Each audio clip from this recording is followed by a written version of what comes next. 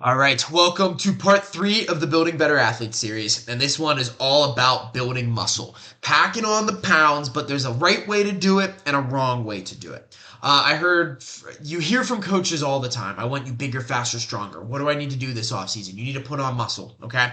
Well, we're going to discuss the actual correct way of putting on muscle because there is a right way and there is a wrong way to do this.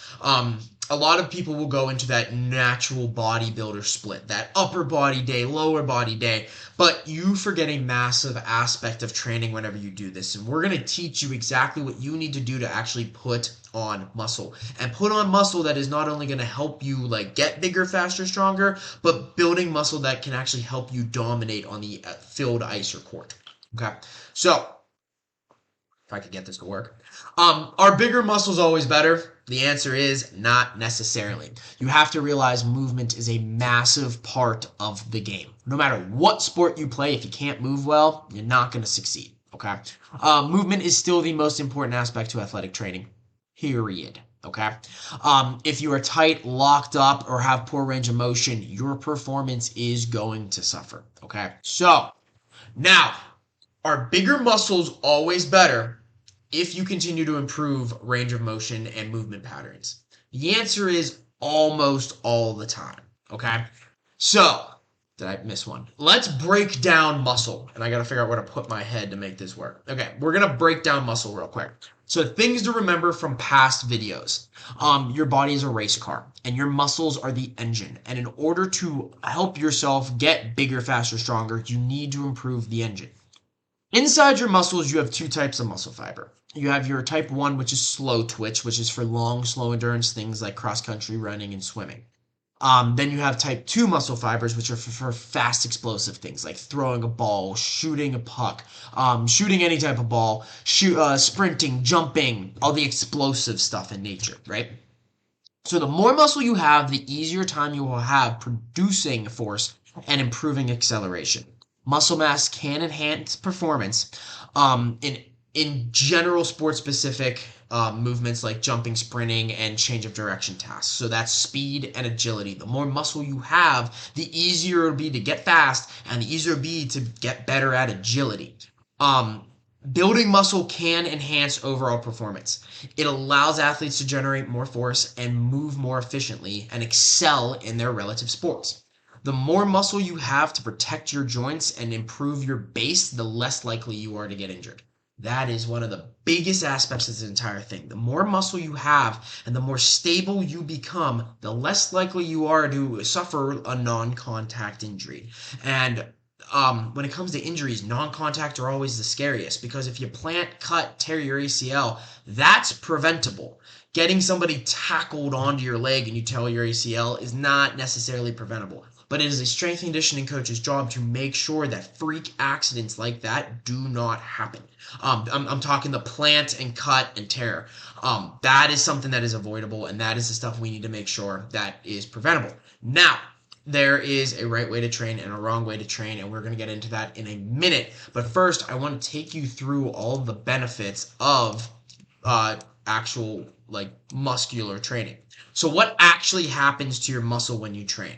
So the first thing is microfiber recruitment. I talked about this in another video, but your muscles are lazy, okay? You have thousands and thousands of fibers within your muscles. Every single one of them has thousands of fibers within the muscle, and they want to turn on as few fibers as possible to still get the job done.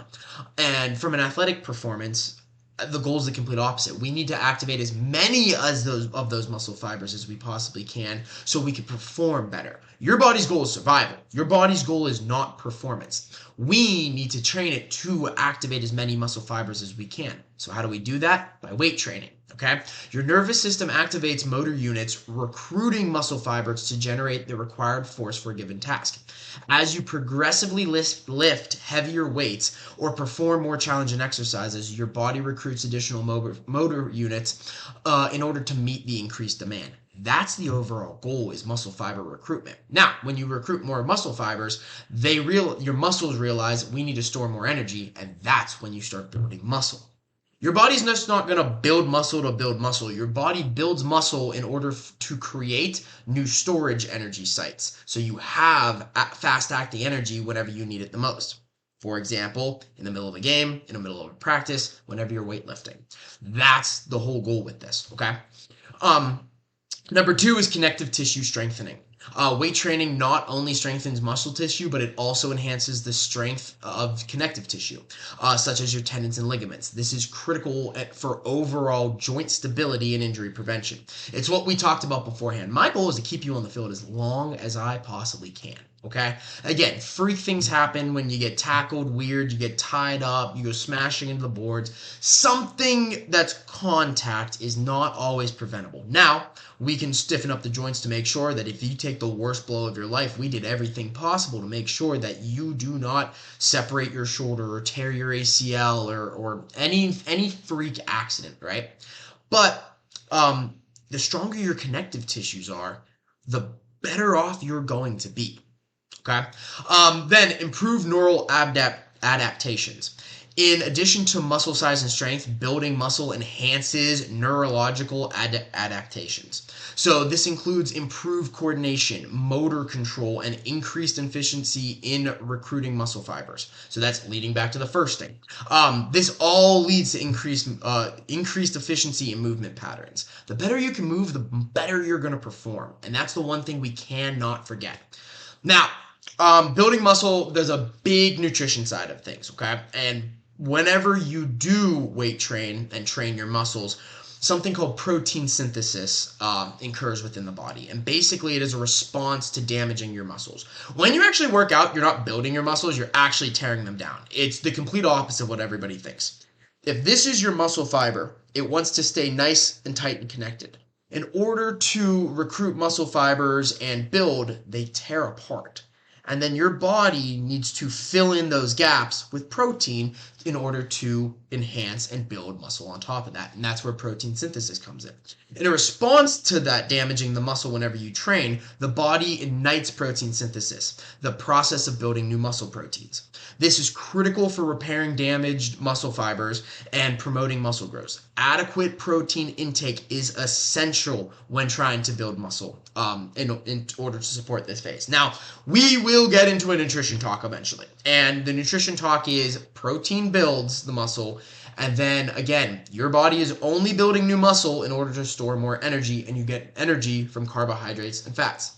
So if you do not increase calorie intake when trying to build muscle, it doesn't have anything new to store. So you're not going to build muscle because it doesn't have anything new to store. And again, we will get into that. Today's talk is simply about weight training and how to build muscle from a weight training perspective. Nutrition plays a massive role in it, and we will get into that eventually. But for right now, we're just going to stick with the basics. So,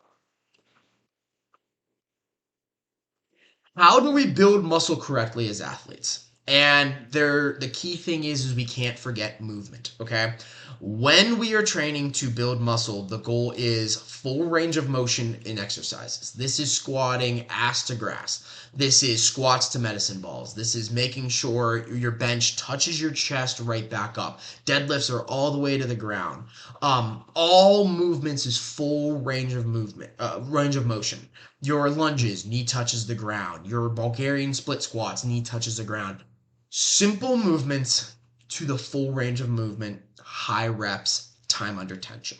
The things we don't want you to forget is your mobility. We don't skip the prehab, don't skip range of motion improvements, which is like stretching and your dynamic warm-ups. Don't skip post-workout stretching and recovery work, and do not skip foam roll and recovery work. Those are 4 big things you can do right now to make sure that no matter how much muscle you put on, that it stays mobile, flexible, and your range of motion will improve, okay? Form over weight when trying to build muscle, okay? The main goal is time under tension. So the more time you spend under tension with the muscles, the easier it is to fatigue, so you do not need a lot of weight on the bar. When we are working with percentages, it's normally within the realm of like 50 to 70% of a 1 rep max on the bar. Movement over maxes in this phase. Full range of motion throughout all the exercises. And then the big thing is we need to train like an athlete, not like a bodybuilder. Okay? This means we have to include power-based movements. We can't get boring and only train your bis and tris in one day. Okay? Do you only use your bis and tris on the field? Do you only use your legs on the field? Do you only use your chest on the field? No.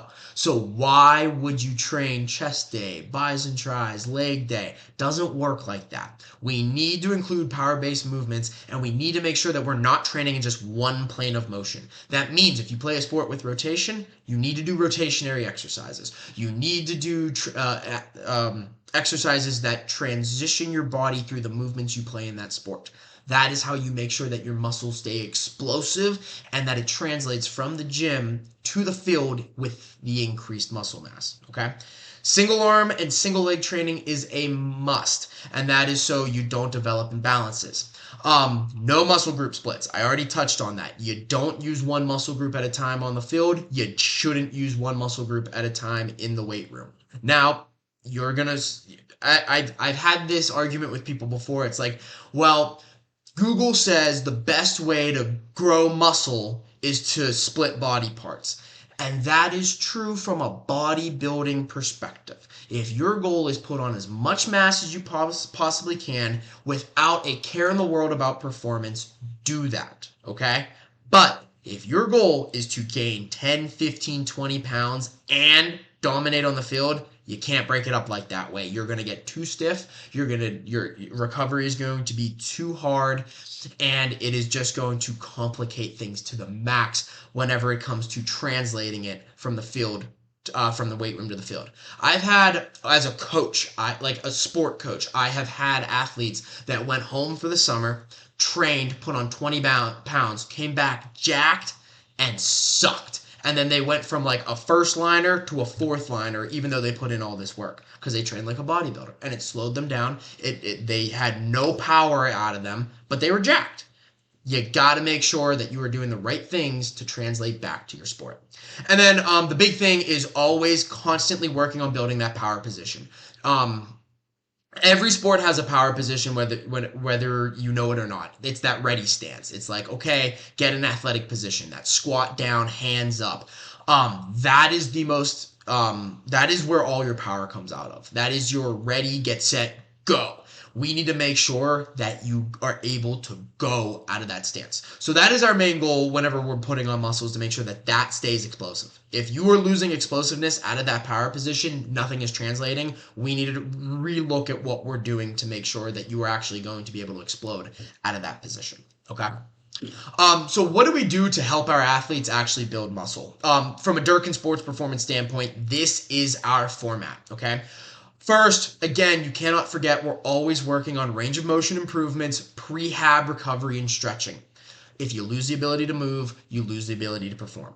Now, what do we actually do with the weight training and all that to actually build muscle? The trick is time under tension.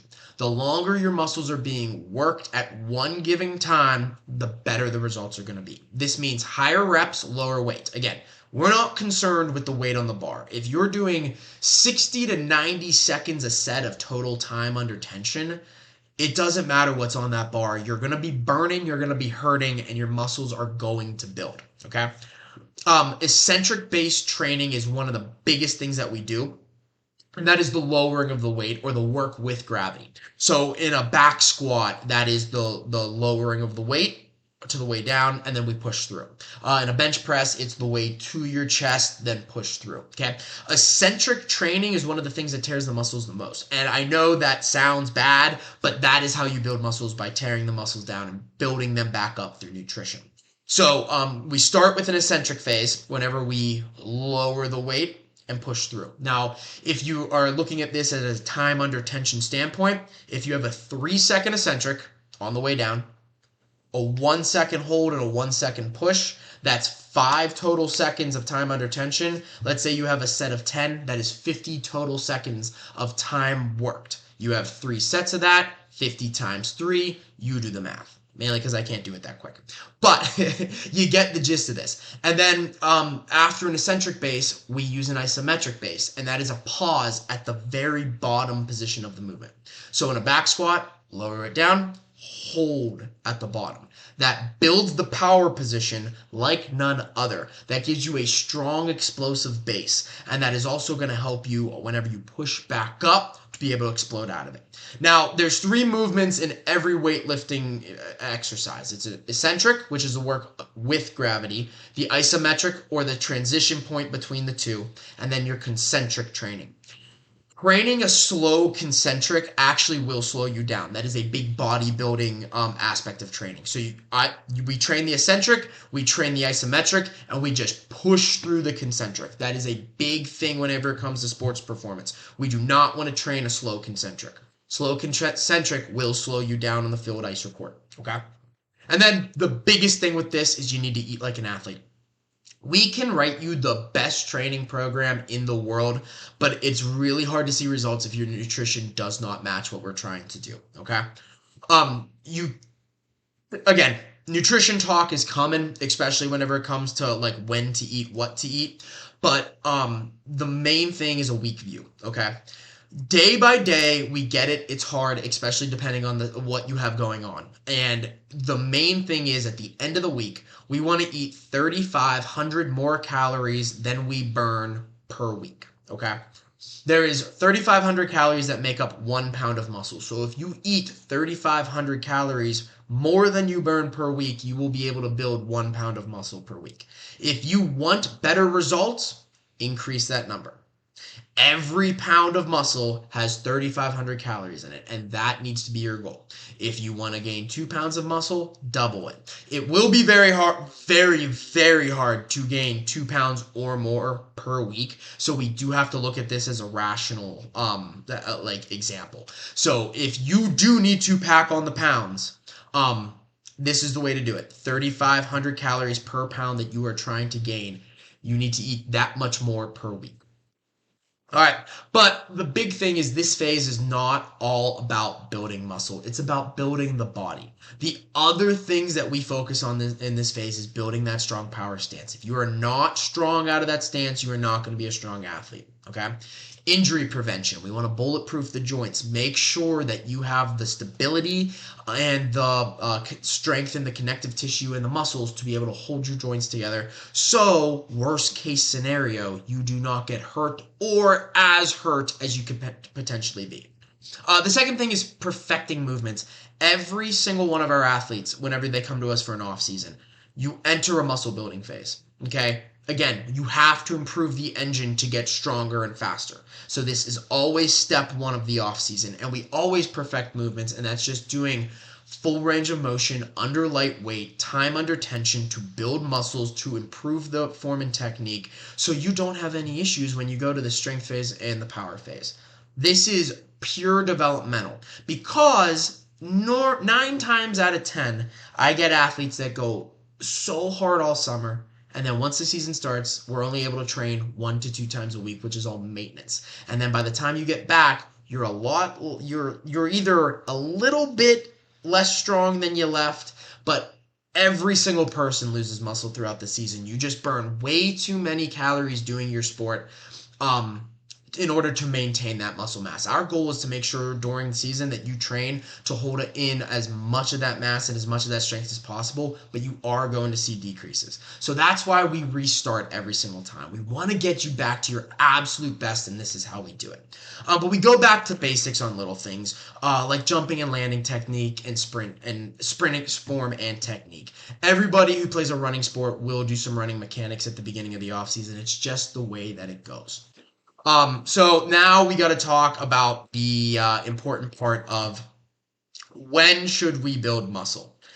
And the unfortunate fact is you can't do it during the season. No matter how bad you want to during season, you are simply burning too many calories to pull it off. You are doing far too much during the season in order for your body to actually recover to build muscle.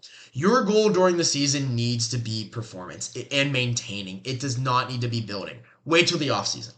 I know it sucks, and I know you like a lot of people are impatient. Like, no, I want to build muscle now.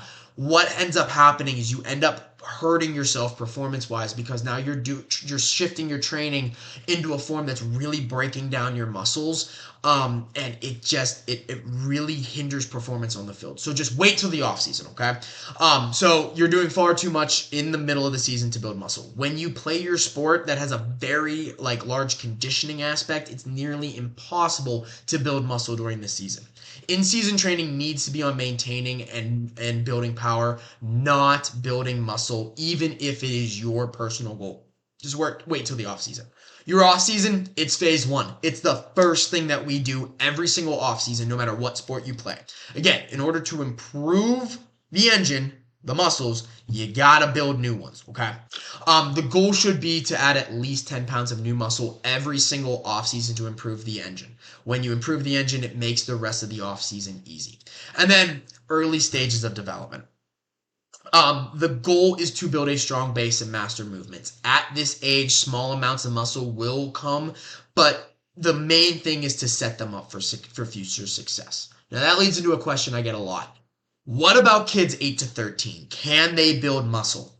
And the truth is, if they haven't hit puberty yet, it's going to be very hard to build muscle. However, this is not the goal at this age. Yes, they're going to build a little bit of muscle. They're going to get strong, but we're building those little muscles.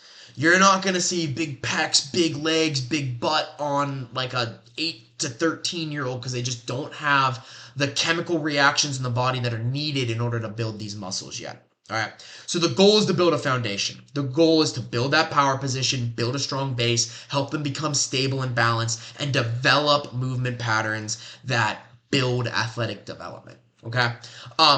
The main goal when they're this young is just hammer this phase, perfect movement patterns, help them get a strong posterior chain, strong hips, strong power stance, so then speed and agility, we can master that when they're young, so once they do hit puberty and we're able to get bigger and stronger and faster, they're going to dominate. The kids who work with us, who are the best by the time they get to high school, we've already been working with them 3-4 years. I've had 8-year-olds that come through who are already doing advanced movements by the age of 13, 14. Whenever I get younger 13 and 14-year-olds in there who basically have to start from square one, and these kids are dominating over them just because they've been spending years building that position. And that is the most important thing. The younger they start, the better off they are. Now, again, it doesn't have to be sports specific at this age. It's just get that position strong, get them stable, get them balanced. And they're going to see massive improvements over the years, and they're going to shoot way, way farther up once they get to the age where everybody's now weightlifting because they have that base. They are 10 steps ahead of all these kids because they start when they're young. So the younger, the better. Now, building your body for athletic success, that is the goal. In order to get faster and stronger, this step cannot be skipped. And I've talked about this in the speed video, and I talked about this in the Becoming a Standout Athlete video. You cannot skip this phase. If you skip this phase, you don't build a new engine, and you're trying to get faster and stronger off of what you currently have. And if you're not fast and strong off of what you currently have, you're not going to see results. That's why this phase is so important. Improve the engine, improve the car. Now, if you want our help building up your body, let us know. To schedule your evaluation, which is 100% free, either reply to the email that you got this video in, or simply email us, coachmike@durkinsportsperformance.com, or go to durkinsportsperformance.com and fill out the form under the link that says get started, and we'll get back to you within 24 hours to get that all scheduled. If you guys have any questions, please feel free to let us know. We are always happy to help, and we will catch you in the next video.